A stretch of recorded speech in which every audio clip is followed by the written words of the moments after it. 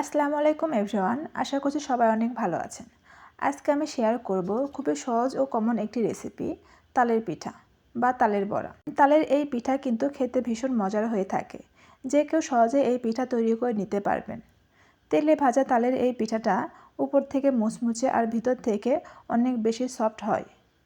আশা করছি আজকের রেসিপি আপনাদের কাছে ভালো লাগবে। তালের পিঠা বানানোর জন্য এখানে নিয়েছি 1.5 কাপ তালের রস। শুকনো চালের গুঁড়া নিয়ে নিচ্ছি 1 কাপ। ময়দা দিয়ে দিচ্ছি 1/2 কাপ। ময়দা দেওয়ার কারণে পিঠাটা নরম হবে। আপনারা ময়দার পরিবর্তে সুজি বা শুধুমাত্র চালের গুঁড়া দিয়েও বানিয়ে নিতে পারবেন।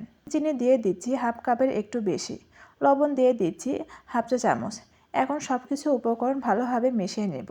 আপনারা চাইলে এখানে সামান্য পরিমাণ বেকিং সোডা ইউজ করতে পারেন। যেহেতু আমি ঘরে তৈরি চালের গুঁড়া নিয়েছি, তাই এখানে বেকিং সোডা ইউজ করিনি। ভালো করে মেশানো হয়ে গেলে দিয়ে দিচ্ছি নারকেল কোড়া। যারা তালের পিঠায় নারকেল পছন্দ করেন না, তারা বাদ দিতে পারেন। তবে আমার কাছে মনে হয় নারকেল দেওয়ার কারণে পিঠার টেস্টটা অনেক গুণ বেড়ে যায়। আবারও ভালোভাবে সব কিছু মিশিয়ে নেব। মেশানো হয়ে গেলে 30 মিনিটের জন্য রেস্টে রেখে দিচ্ছি।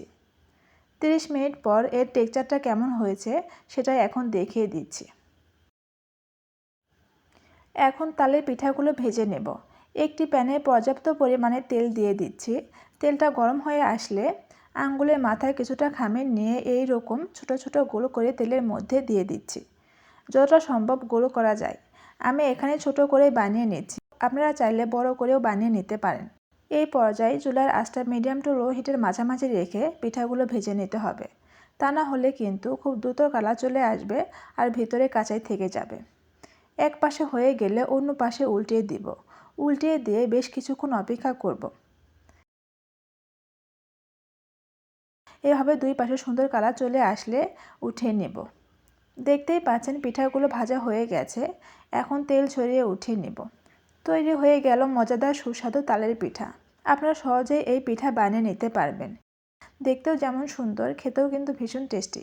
এখন একটি ভেঙে দেখাচ্ছি উপরে কতটা মুচমুচে আর ভিতরে কতটা সফট হয়েছে। আশা করছি আমার আজকের এই রেসিপি আপনাদের কাছে ভালো লেগেছে।